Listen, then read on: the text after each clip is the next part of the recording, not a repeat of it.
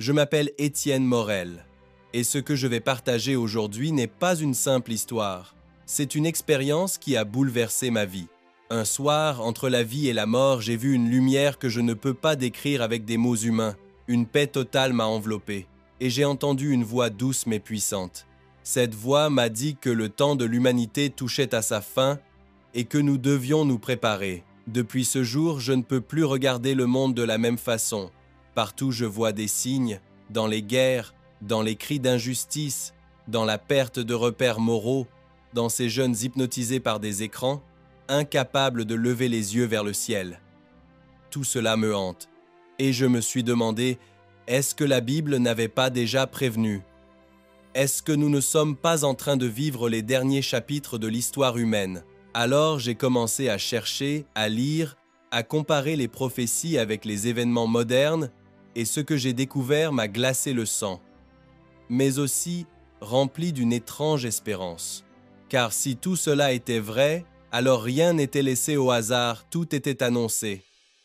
Et aujourd'hui, je dois vous le dire, je ne peux plus me taire. Je me souviens encore de la première fois où j'ai entendu parler de cette étrange équation du temps. 2 jours égale 2000 ans. Cela m'a paru au début comme un calcul symbolique, un jeu d'esprit de théologien, mais plus je regardais, plus tout commençait à s'aligner.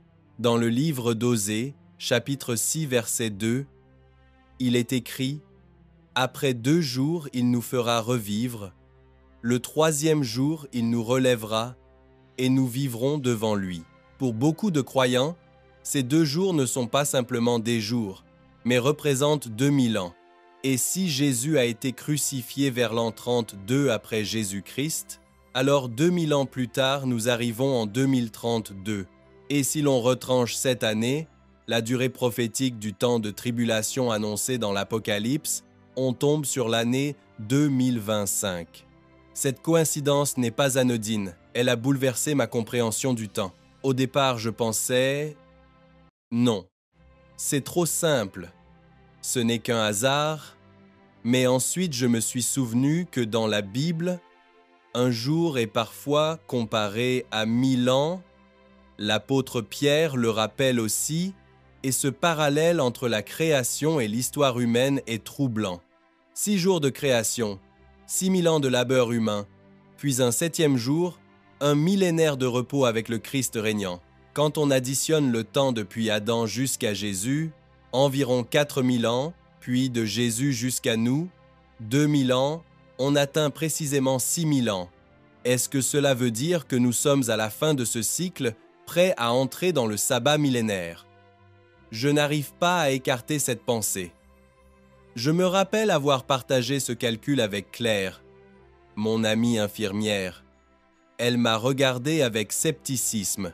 « Étienne, tu crois vraiment qu'on peut prédire la fin du monde avec des chiffres, des équations ?» Je lui ai répondu que ce n'était pas une question de prédiction exacte, mais de voir un schéma que Dieu a tissé depuis le commencement. Et puis, comment ignorer que Jésus a été crucifié à une date précise, que les prophètes ont parlé de périodes précises et que même Daniel mentionne des comptes de jours? Ce n'est pas une fantaisie, c'est une invitation à être éveillé. Claire m'a dit « Mais attends, certains disent que Jésus est mort en l'an 30, d'autres en 33. Il n'y a pas d'accord exact. » J'ai souri et j'ai répondu « Oui, il y a des débats, et peut-être que Dieu a voulu que nous restions humbles, que nous ne fixions pas une date au jour près, mais regarde, que ce soit 30, 32 ou 33, les chiffres convergent toujours autour de cette période, 2030, 2032. Et quand on soustrait 7 ans, on retombe encore sur ce seuil des années 2025. Tu ne trouves pas cela étrange? Elle n'a pas répondu, mais je voyais dans ses yeux une lueur d'inquiétude. Je me suis replongé dans Osée, ce prophète qui a tant parlé de l'infidélité d'Israël et du retour à Dieu. Ce verset 2 du chapitre 6 m'a frappé avec une intensité nouvelle. Après 2 jours, il nous fera revivre. Je ne pouvais pas m'empêcher de penser à nous, aux générations modernes, englués dans la matérialité, dans la vitesse, dans la technologie, comme si Dieu avait prévu que 2 millénaires après la croix, il y aurait un réveil, une renaissance. Mais ce réveil ne viendrait pas sans douleur, sans tribulation. Dans mes prières, j'ai souvent entendu cette voix douce qui me rappelait de ne pas craindre. Mes enfants, ne regardez pas les chiffres comme des armes de peur, mais comme des lumières qui vous guident. Le temps n'est pas votre ennemi, c'est un chemin vers moi. Restez éveillés, restez fidèles, et vos comprendres que suis Dea avec vos. Ces mots m'ont apaisé, mais ils n'ont pas effacé l'urgence que je ressentais. Car pendant que nous discutons de dates, le monde continue de se consumer, la société française, comme beaucoup d'autres, traverse des crises profondes, les jeunes perdent la foi, les familles éclatent, l'individualisme détruit la solidarité. Tout cela me semble faire partie du grand tableau prophétique. J'ai étudié les écrits de différents érudits, certains calculent les générations depuis Adam, d'autres examinent les années sabbatiques, et tous convergent vers cette idée d'un temps qui se termine, d'une ère qui touche à sa fin. Alors je me suis demandé, si vraiment nous sommes à la veille de ce tournant, pourquoi si peu de gens s'en rendent compte? Peut-être parce que nous avons été endormis par le confort, par la technologie, par une société de consommation qui nous promet l'éternité ici-bas, mais qui ne peut rien face à la mort. Claire m'a dit un jour, « Mais enfin, Étienne, pourquoi insister sur des prophéties vieilles de 2000 ans? N'est-ce pas dangereux de vivre avec cette peur ?» J'ai secoué la tête et je lui ai répondu, « Ce n'est pas de la peur, c'est un réveil. » Car si vraiment il ne nous reste que quelques années, cela ne veut pas dire que la vie perd son sens. Au contraire, cela veut dire que chaque jour compte encore plus, que chaque sourire, chaque acte d'amour, chaque geste de pardon est une victoire contre le néant. Je voudrais dire aux sceptiques, ne voyez pas ces calculs comme une superstition, mais comme une invitation à vous arrêter un instant et à regarder le monde tel qu'il est. La violence, la corruption, l'effondrement écologique, la soif de pouvoir, ce sont des réalités, pas des métaphores. Et si la Bible avait déjà annoncé que dans les derniers temps, l'amour de beaucoup se refroidirait, alors peut-être que nous sommes déjà en plein dans cette prophétie. Et moi, je ne peux pas rester indifférent. Quand je marche dans les rues de Lyon et que je vois des jeunes ivres de réseaux sociaux, des familles brisées par les dettes, des sans-abri dormant sous les ponts pendant que des milliards circulent dans les marchés financiers, je me dis, est-ce que ce n'est pas ça, le signe du grand effondrement spirituel? Nous avons échangé l'espérance éternelle contre des plaisirs instantanés. Alors oui, je crois que les chiffres dosés, les 2 jours, les 2000 ans, ne sont pas une coïncidence, mais un rappel, un avertissement, et même si je ne connais pas le jour ni l'heure, je sais que nous sommes proches, si proches. Et cela change ma manière de vivre, de parler, d'aimer. Parce que si demain tout s'effondre, je veux être trouvé fidèle, éveillé, prêt. Je me suis promis de continuer à partager, même si beaucoup se moquent. Car je préfère être traité de fou aujourd'hui que de rester muet quand le monde a besoin d'une voix. Et vous qui m'écoutez, demandez-vous simplement, et si c'était vrai, et si vraiment nous étions à l'aube des derniers temps, qu'est-ce que cela changerait dans votre vie? Ne laissez pas cette question vous échapper. Quand j'ai poursuivi mes recherches, je me suis aperçu que tout ne s'arrêtait pas au calcul dosé. Il y avait aussi le calendrier juif, ce fil rouge qui traverse toute la Bible, 3 fêtes, 3 rendez-vous divins, n'ont pas encore trouvé leur accomplissement prophétique. Et elles se trouvent toutes à la fin du cycle de l'année hébraïque. La fête des trompettes, la fête des expiations et la fête des tabernacles. La fête des trompettes, ou Yom Teruah, marque le début du nouvel an civil. C'est un moment où l'on sonne du chauffard, ce corps de bélier dont le son résonne comme un cri qui traverse le ciel. Puis 10 jours plus tard, vient Yom Kippour, le jour de l'expiation, le jour le plus solennel où Israël devait s'humilier, jeûner, se repentir, et enfin Sukkot, la fête des tabernacles, où le peuple vivait sous des tentes pour se souvenir du désert, mais aussi pour célébrer la présence de Dieu au milieu d'eux. Quand j'ai découvert que beaucoup d'érudits considéraient que Jésus avait accompli les fêtes du printemps lors de sa première venue, la Pâque avec sa mort, les pains sans levain avec sa sépulture, les prémices avec sa résurrection, et la Pentecôte avec l'effusion de l'Esprit, j'ai compris que les fêtes d'automne pourraient correspondre à sa seconde venue. Ce n'est pas une simple spéculation, c'est une logique, un schéma qui se répète. Je regardais Claire en lui expliquant, « Tu vois, si les fêtes du printemps se sont accomplies littéralement au temps de Jésus, pourquoi les fêtes d'automne ne s'accompliraient-elles pas aussi littéralement? La fête des trompettes pourrait marquer le début de la grande tribulation, Yom Kippour symbolisait le retour glorieux de Jésus et Sukkot représentait le règne millénaire, ce temps de paix annoncé par tous les prophètes. Claire fronçait les sourcils, elle murmurait « Étienne, et si tout cela n'était qu'une coïncidence, un puzzle qu'on force à rentrer ?» Je lui ai répondu calmement « Non, ce n'est pas un puzzle forcé. C'est un calendrier prophétique qui a toujours été là, sous nos yeux, mais que nous avons oublié. Et puis regarde les chiffres. Entre la fête des trompettes de 2025 et le Yom Kippour de 2032, il y a exactement 2550 jours. C'est exactement la durée mentionnée dans Daniel et l'Apocalypse. 1260 jours plus 1290 jours. Est-ce vraiment un hasard que ces fêtes s'alignent parfaitement sur la prophétie? Je sentais mon cœur battre plus vite, comme si chaque souffle de chauffard résonnait déjà dans mes oreilles. Le monde dans lequel nous vivons semble s'accélérer. Chaque crise, chaque guerre, chaque catastrophe nous rapproche de cette échéance. En France, les tensions sociales, les divisions, la perte de confiance dans les institutions me rappellent que nous ne sommes pas hors du temps prophétique, nous en faisons partie. Je me suis dit, peut-être que Dieu a placé ces fêtes pour nous donner un repère, une horloge sacrée, non pas pour que nous fixions une date précise, mais pour que nous comprenions la saison. Car Jésus lui-même a dit que personne ne connaît le jour ni l'heure, mais qu'on peut reconnaître les signes de la saison, comme on sait reconnaître l'été en voyant les feuilles pousser sur les arbres. Dans mes prières, j'ai entendu de nouveau cette voix douce, claire, pleine d'amour. Mes enfants, les saisons de mon Père sont parfaites, ne vous laissez pas aveugler par la peur des hommes, mais recevez le son de la trompette comme un appel à vous réveiller.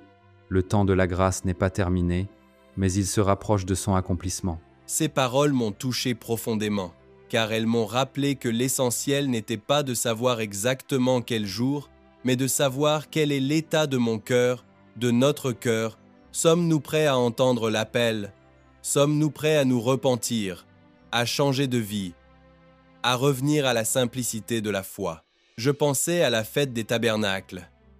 Cette image d'hommes et de femmes vivant sous des cabanes de branchages, rappelant que nous ne sommes que des pèlerins sur la terre, que nos maisons, nos carrières, nos ambitions ne sont que temporaires. Quelle ironie de voir notre société construire des gratte-ciel de verre et d'acier, alors que Dieu nous rappelle que même une cabane fragile est suffisante quand sa présence est au milieu de nous. Nous avons remplacé l'éternel par l'éphémère, et nous appelons cela progrès. Claire, émue malgré elle, a fini par me dire « Étienne, ce que tu dis me fait peur, mais aussi me donne de l'espérance. Si vraiment ces fêtes annoncent quelque chose, alors peut-être qu'il reste encore du temps pour se préparer. » J'ai hoché la tête. Oui, il reste du temps, mais pas pour continuer à dormir. C'est le temps de se réveiller. Je regardais les journaux, les écrans, et je voyais les crises s'empiler, pandémie, guerre, effondrement économique, montée des extrêmes politiques, effacement des valeurs. Tout cela, mis bout à bout, ressemble au chauffard, ce son qui traverse le silence et qui oblige à écouter. Peut-être que nous sommes déjà dans cette période où la trompette a commencé à sonner, pas encore pour nous enlever, mais pour nous réveiller. Je crois que Dieu utilise les fêtes, non seulement pour Israël, mais aussi pour le monde entier, comme un langage universel, un rappel qu'il est le maître du temps. Et si nous ignorons ce langage, nous risquons de rester endormis quand viendra le grand jour. Alors je vous le dis, la fête des trompettes n'est pas un folklore ancien, c'est un signal prophétique. Et si nous avons des oreilles, il est temps d'écouter. Il y a quelque chose de fascinant dans ce laps de 10 jours qui sépare la fête des trompettes de Yom Kippour. 10 jours seulement, mais des jours de feu, des jours de jugement, des jours de préparation. Dans la tradition juive, on les appelle les jours redoutables, les jours où chaque homme se tient devant Dieu pour examiner sa vie. Et dans l'Apocalypse, Jésus adresse à l'église de Smyrne ces paroles si mystérieuses: « Vous aurez une tribulation de 10 jours, soyez fidèles jusqu'à la mort, et je vous donnerai la couronne de vie. » Ce passage a toujours intrigué les commentateurs. 10 jours, est-ce littéral ou symbolique? Quand je relis cela au fait, je me dis que rien n'est laissé au hasard. 10 jours séparent le son du chauffard de la purification du grand jour de l'expiation, 10 jours pour se repentir, 10 jours pour choisir son camp. Peut-être que ces 10 jours sont une image du temps de tribulation, une saison de 7 ans où le monde entier sera secoué. 7 ans de chaos représentés symboliquement par 10 jours d'épreuve. Je parlais de cela avec Claire, elle fronçait les sourcils. « Étienne, tu veux dire que nous allons vraiment vivre une persécution mondiale, une sorte de grande nuit. » J'ai hoché la tête. Oui, peut-être que nous y entrons déjà. Regarde autour de toi. Les attaques contre la foi se multiplient. On se moque de tout ce qui est sacré et ceux qui tiennent encore à la vérité passent pour des extrémistes. L'esprit de Smyrne est encore vivant, un esprit d'épreuve, mais aussi de fidélité. Je repensais aux mots de Jésus adressés à Smyrne. Ils ne sont pas de simples mots du passé, ils sont un héritage pour nous aujourd'hui. Restes fideles jusqu'à la fin, et je vous donnerai la couronne de vie. Nekrijgnes past ce que vous allez souffrir, car je suis avec vous dans le feu, comme dans l'eau. Ces paroles m'ont traversé comme une épée douce et brûlante à la fois. Oui, la souffrance est réelle, mais la promesse est encore plus réelle. Nous vivons dans une société qui craint la douleur, qui fuit toute contrainte, mais peut-être que la fidélité la plus pure ne peut naître que dans l'épreuve. Je me promenais un soir dans les rues de Lyon et j'ai vu des jeunes qui brisaient des vitrines lors d'une manifestation, des policiers épuisés, des passants apeurés. J'ai entendu les échos de la colère et je me suis dit, est-ce que ce n'est pas une image miniature de ces 10 jours redoutables? Un monde qui hurle, qui tremble, qui ne sait plus à qui faire confiance. Ces 10 jours ne sont pas seulement une prophétie, ils sont déjà une réalité sociale, une fracture que nous vivons en direct. Claire m'a confié. Parfois j'ai peur de l'avenir, j'ai peur de ce que mes enfants vont connaître. Je vois la violence, la décadence, et je me sens impuissante. J'ai posé ma main sur la sienne et je lui ai dit, moi aussi j'ai peur, mais la peur n'a pas le dernier mot, la fidélité, elle, triomphe toujours. Ces 10 jours sont peut-être là pour nous rappeler que la victoire n'est pas dans l'absence de douleur, mais dans la constance de notre foi. Et si Smyrne n'était pas seulement une ville d'Asie mineure il y a 2000 ans, mais une image de nous aujourd'hui en Europe, en France, confrontés à la tentation de renier ce qui est vrai, et si nous étions appelés à être l'église de Smyrne de notre temps, persécutés, ridiculisés, marginalisés, mais fidèles. Je voyais dans ces 10 jours un message codé, un appel à ne pas céder à l'illusion que tout va bien. Car non, tout ne va pas bien, les guerres se multiplient, la haine monte, les valeurs s'effondrent. Mais au milieu de cela, une voix dit « Sois fidèle jusqu'à la mort ». Et cette voix est plus forte que toutes les alarmes du monde. Peut-être que certains d'entre vous qui m'écoutent en ce moment sont déjà dans leurs propres 10 jours. Une maladie, une trahison, une perte. Sachez que ces 10 jours ne sont pas la fin. Ils sont une préparation, une purification, une montée vers la lumière. Je me suis souvenu d'une phrase de ma grand-mère. Quand j'étais enfant, elle me disait « Étienne, la nuit est plus noire juste avant l'aube. » Oui, ces 10 jours sont sombres, mais ils annoncent une aurore. Et Yom Kippour, le grand jour, arrive toujours après les trompettes et les 10 jours redoutables. Alors je vous le dis, ne craignez pas les 10 jours. Craignez seulement de perdre la fidélité. Car la fidélité, même au prix de la vie, est la clé de la couronne éternelle. Depuis longtemps, je me posais cette question. La fête des trompettes est-elle vraiment le moment où les croyants seront enlevés, ou bien est-ce autre chose? Plus je méditais, plus je comprenais que cette fête ne parle pas seulement d'un départ, mais surtout d'un réveil. Le chauffard, ce son brut et puissant, n'est pas une mélodie douce, c'est une alarme, un cri dans le désert qui dit « Réveille-toi, le jugement approche ». Quand on lit la Torah, on découvre que la fête des trompettes n'est pas expliquée par un rituel complexe. Non, elle se résume à un seul acte, souffler dans le chauffard. Comme si Dieu avait voulu que ce soit clair et simple, un signal sonore qui traverse l'âme. Dans le judaïsme ancien, on ne commençait pas le mois tant que 2 témoins n'avaient pas vu le croissant de la nouvelle lune. 2 témoins qui confirmaient le temps, et alors le peuple entier commençait la fête. Quelle image étonnante! 2 témoins qui annoncent le début du compte à rebours. Dans l'Apocalypse, 2 témoins se lèvent aussi pour prophétiser, avertir, réveiller. Rien n'est un hasard. Je me suis dit, et si la fête des trompettes n'était pas d'abord le signal du départ, mais le signal du réveil?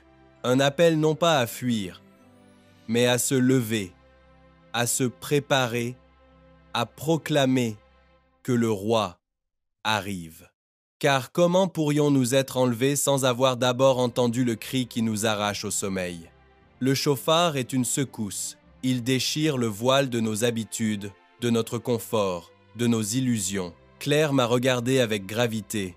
« Étienne, tu veux dire que la fête des trompettes pourrait marquer un réveil spirituel plutôt qu'une disparition soudaine? » J'ai répondu « Oui, c'est possible et peut être même nécessaire. Regarde autour de nous, le monde s'endort dans le matérialisme, la France se noie dans l'individualisme, les familles se déchirent, les jeunes perdent le goût de vivre. Peut-être que la première étape, ce n'est pas de partir, mais d'être réveillé. » Dans mes prières, j'ai entendu de nouveau cette voix douce et ferme. Écoutez le son de la trompette. Mes enfants, ce n'est pas seulement un signe de fin, c'est un appel à vos cœurs.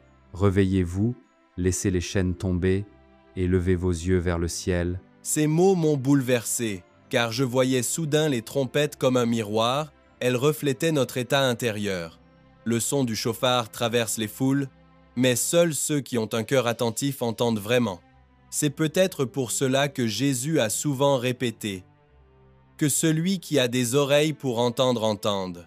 Je me rappelle d'une nuit à Lyon. Alors que je marchais près des quais, j'ai entendu un groupe de jeunes rire bruyamment, avec des bouteilles à la main, et, au même moment, j'ai entendu un sans-abri tousser dans l'ombre. 2 mondes séparés par quelques mètres. L'excès et la misère. Et j'ai pensé, voilà, c'est exactement ce que le chauffard veut briser, notre indifférence. Le son nous force à voir ce que nous ignorons, la souffrance, l'injustice, l'égoïsme. Claire m'a dit, mais comment savoir si nous entendons vraiment ce chauffard? J'ai répondu, tu le sauras si ton cœur est troublé, si tu sens un poids de repentance, si tu te réveilles la nuit en pensant, je dois changer. Le chauffard n'est pas un son extérieur seulement, il est intérieur, il résonne dans l'âme. Et c'est cela la fête des trompettes, un appel universel au changement. En France, nous vivons dans une culture où tout est bruit, information, réseaux sociaux, publicité, et paradoxalement, c'est dans ce vacarme que le chauffard peut sembler silencieux. Mais je crois qu'il est déjà là, que Dieu souffle déjà, qu'il secoue déjà. Les catastrophes, les crises économiques, les pandémies, tout cela sonne comme des trompettes invisibles. Et beaucoup fermant encore les oreilles. Je me suis souvenu d'un ancien rabbin qui disait « La fête des trompettes est comme une alarme de feu qui sonne, mais l'homme continue de dormir. » Quelle image forte! Nous sommes dans une maison qui brûle et nous nous disputons sur les meubles au lieu de courir vers la sortie. Le chauffard crie « Réveille-toi, sors, prépare-toi ».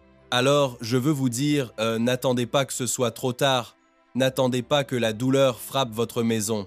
Le chauffard sonne déjà. Il vous appelle à revenir à l'essentiel, à la foi, à la simplicité, à l'amour.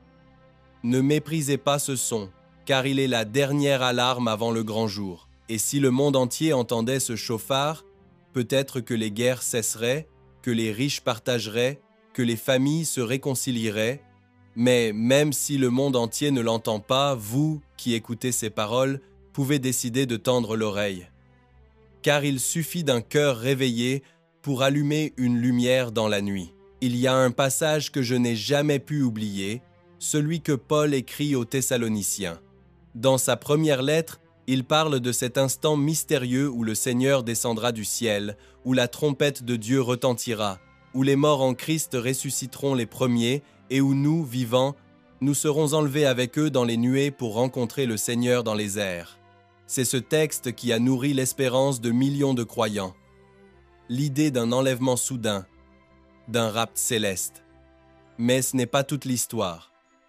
Dans sa deuxième lettre, Paul va encore plus loin. Et ce qu'il dit change complètement la perspective. Car dans la deuxième épître aux Thessaloniciens, chapitre 2, il avertit « Ne vous laissez pas troubler, comme si le jour du Seigneur était déjà là, car ce jour ne viendra pas avant que ne soit révélé l'homme du péché, l'adversaire, l'Antichrist. Et avant cela, il faut aussi qu'ait lieu l'apostasie, la grande rébellion, la grande chute de la foi. Ces deux éléments sont clairs, d'abord l'apostasie, ensuite la révélation de l'homme de l'iniquité, et seulement après, la venue du Seigneur et le rassemblement de ses élus. Quand j'ai lu cela sérieusement pour la première fois, j'ai été frappé de stupeur. Tout ce que j'avais entendu dans certains cercles religieux, cette idée que l'enlèvement pouvait arriver à tout moment, comme un éclair, sans signe préalable, n'était pas exactement ce que Paul disait. Paul insistait. Il y a des choses qui doivent se produire avant. Alors, pourquoi tant de croyants préfèrent ignorer ces avertissements? Peut-être parce que la vérité est plus dure à avaler, car elle implique de traverser l'épreuve, de résister aux mensonges, de tenir ferme face à la persécution. Je me souviens d'une discussion avec Claire, elle m'a dit « Étienne, mais pourquoi alors tant de pasteurs prêchent que l'enlèvement sera avant la tribulation ?» Je lui ai répondu doucement. Peut-être parce que cela rassure, cela flatte notre désir d'éviter la souffrance. Mais la vérité de l'Évangile n'a jamais promis une vie sans épreuve. Au contraire, Jésus a dit « Vous aurez des tribulations dans le monde, mais prenez courage, j'ai vaincu le monde. » Ne cherchez pas à fuir l'épreuve, mes enfants, car c'est dans l'épreuve que votre foi est purifiée. Restez fermes, et vous verrez ma gloire. Ces mots résonnent encore dans mon cœur. Oui, nous voulons tous un chemin facile, mais la vérité est que la fidélité se révèle quand tout vacille.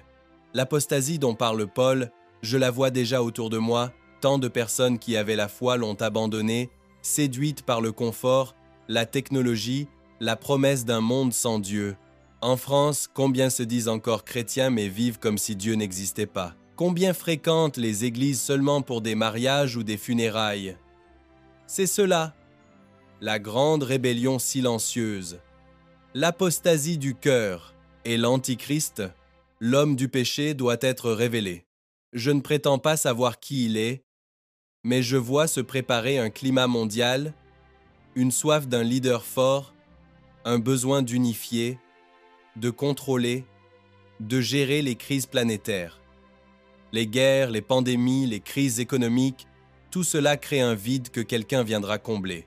Et quand il se lèvera, beaucoup l'acclameront, croyant qu'il est un sauveur, alors qu'il sera le grand séducteur. Claire a frissonné en entendant cela. Elle a dit « Étienne, est-ce que tu penses que nous allons vivre ces choses de notre vivant ?» Je l'ai regardé et j'ai répondu « Je ne sais pas, mais tout indique que nous nous en rapprochons. Et dans tous les cas, nous devons être prêts. » Ce n'est pas une question de calendrier seulement. C'est une question de fidélité. Paul n'écrivait pas pour effrayer, mais pour avertir, pour que nous ne soyons pas trompés. Il disait « Que personne ne vous séduise d'aucune manière. » Et aujourd'hui, la séduction est partout, dans les écrans, dans les discours politiques, dans les idéologies qui semblent prêcher l'amour mais qui détruisent la vérité. Voilà pourquoi ces lettres sont toujours actuelles. J'ai pensé aussi aux paroles de Jésus dans Matthieu 24, quand il dit que ses anges rassembleront les élus au son de la trompette après la grande tribulation. Cela rejoint exactement ce que Paul dit. L'enlèvement n'est pas un prétexte pour fuir, mais une espérance qui nous tient debout jusqu'au bout. Un soir, alors que je lisais ces versets, je me suis effondré en larmes, car je voyais combien notre monde est fragile, combien nous sommes naïfs à croire que nous pourrons éviter l'épreuve, mais dans ce moment de faiblesse, j'ai de nouveau entendu cette voix douce. Ne craignez pas, je vous donnerai la force. Même si le monde vous hait, souvenez-vous que j'ai été haï avant vous, et si vous restez en moi, personne ne pourra vous arracher de ma main. Ces paroles m'ont redonné courage. Oui, nous devons passer par la nuit, mais la nuit n'est pas éternelle. Oui, nous verrons l'apostasie, mais elle ne sera pas la fin. Oui, l'homme de péché sera révélé, mais il sera détruit par le souffle de la bouche du Christ. Voilà la promesse, voilà l'espérance. Je voudrais dire à ceux qui m'écoutent, ne soyez pas naïfs, mais ne soyez pas non plus désespérés. Préparez vos cœurs, fortifiez votre foi, car l'avenir sera dur, mais la victoire est déjà écrite. Paul ne voulait pas que nous dormions dans une fausse sécurité, il voulait que nous soyons éveillés dans une espérance réelle. Et cette espérance, c'est le Christ qui revient, non pas pour flatter nos rêves, mais pour établir son règne de justice. Alors je choisis de vivre chaque jour comme si l'enlèvement pouvait arriver demain, mais aussi comme si je devais traverser la tribulation entière. Ainsi, dans les deux cas, je suis prêt, car mon but n'est pas d'éviter la douleur, mais de rester fidèle à celui qui m'a sauvé. Je dois maintenant vous confier quelque chose de plus intime, quelque chose que j'ai longtemps gardé au fond de moi. Avant cette expérience de mort imminente, avant mes recherches sur les prophéties, j'étais un homme perdu. J'étais enseignant, respecté, mais à l'intérieur, je me sentais vide. Je cherchais dans mon travail, dans mes lectures, dans la reconnaissance sociale, une raison de vivre. Mais chaque soir, en rentrant chez moi, je sentais ce vide grandir. Et un jour, tout a basculé. C'était une nuit glaciale à Lyon. J'ai eu un accident de voiture, ma respiration s'est arrêtée quelques instants. Je me suis vu quitter mon corps, flotter au-dessus de la Seine. Et là, dans cette obscurité, une lumière est apparue, une lumière plus réelle que tout ce que j'avais vu sur Terre. Je me suis senti attiré, enveloppé d'une paix indicible. Et dans cette lumière, j'ai entendu une voix, douce mais infiniment puissante. « Reviens à moi, mon enfant, je ne t'ai jamais abandonné. Tu t'es égaré, mais mes bras sont ouverts, je t'attendais. » J'ai fondu en larmes, car je savais que c'était lui, pas une hallucination, pas un rêve, mais la présence vivante de Jésus. Et à cet instant, tout ce que j'avais cru savoir s'est effondré. Ma fierté, mes doutes, mes certitudes humaines, tout a fondu dans cette lumière. Et j'ai compris que le sens de la vie n'était pas dans ce que nous possédons, ni dans ce que nous accomplissons, mais dans ce lien vivant avec celui qui nous a créés. Quand je suis revenu à moi, à l'hôpital, j'étais un autre homme. Les médecins disaient que j'avais eu de la chance. Moi, je savais que j'avais reçu une mission. Depuis ce jour, je ne peux pas garder le silence. Je dois partager, je dois témoigner. Car si même un seul cœur entend cet appel et revient à Dieu, alors ma vie aura eu un sens. Claire a vu le changement, elle m'a dit « Étienne, je ne t'ai jamais vu avec une telle paix. » Et j'ai répondu « Ce n'est pas ma paix, c'est celle que Jésus m'a donnée. Et si tu la veux, elle est aussi pour toi. » Elle m'a serré la main et j'ai vu une larme couler sur sa joue. Peut-être que pour la première fois, elle croyait vraiment que quelque chose de plus grand nous attendait. Je veux maintenant parler à vous qui écoutez. Peut-être que vous êtes fatigué, peut-être que vous êtes au bord du désespoir, peut-être que vous avez tout essayé, l'alcool, la drogue, les jeux, les écrans, Mais rien ne comble ce vide. Je sais ce que vous ressentez, car je l'ai vécu. Et je sais aussi que la réponse ne se trouve pas dans ces choses, mais dans un seul nom, Jésus. Si tu es lassé, viens à moi, je te donnerai du repos, je suis le chemin, la vérité et la vie, et celui qui croit en moi ne marchera jamais dans les ténèbres. Ces mots ne sont pas de simples citations, ils sont une promesse vivante. Je vous supplie, ne perdez pas de temps, ne laissez pas ce monde vous voler votre âme. Le système veut vous endormir.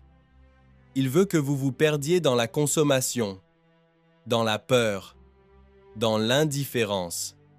Mais vous n'êtes pas fait pour cela, vous êtes fait pour la lumière. Je pense à ces jeunes que je vois chaque jour, le regard perdu dans les téléphones, esclaves d'images qui les détruisent.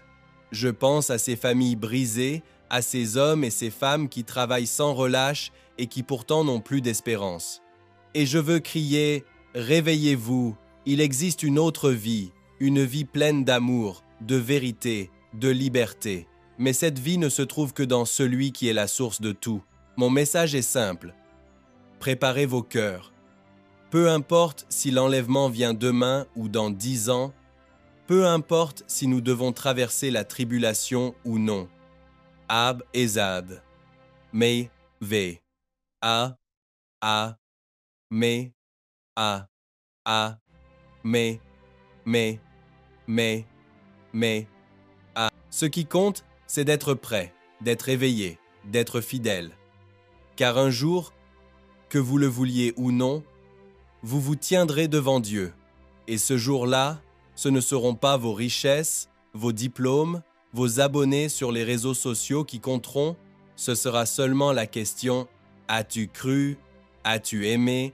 As-tu été fidèle ?» Alors oui, mes amis, je vous dis cela avec des larmes, revenez à Dieu. Ne laissez pas le bruit du monde étouffer la voix qui vous appelle. Il est encore temps, et tant qu'il reste un souffle de vie en vous, il reste une chance de dire oui. Je me tiens à la porte et je frappe.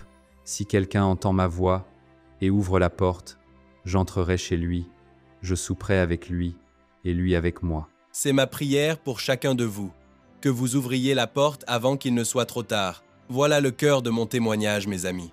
Tout ce que j'ai partagé n'a qu'un but. Vous rappeler que le temps est court, que les signes sont clairs et que la seule véritable espérance se trouve en Jésus. N'attendez pas demain pour changer. N'attendez pas que le monde s'écroule pour chercher la vérité. Le moment, c'est maintenant. Si ce message a touché votre cœur, je vous demande une seule chose. Abonnez-vous à cette chaîne, partagez cette vidéo avec vos proches et laissez un commentaire pour dire ce que vous ressentez. Chaque geste compte, chaque partage peut réveiller une âme endormie. Ensemble, faisons résonner le son de la trompette dans toute la France. Et plus loin encore, n'ayez pas honte de la vérité, n'ayez pas peur de la lumière, car le plus grand réveil commence souvent avec une simple décision. Et cette décision, vous pouvez la prendre aujourd'hui.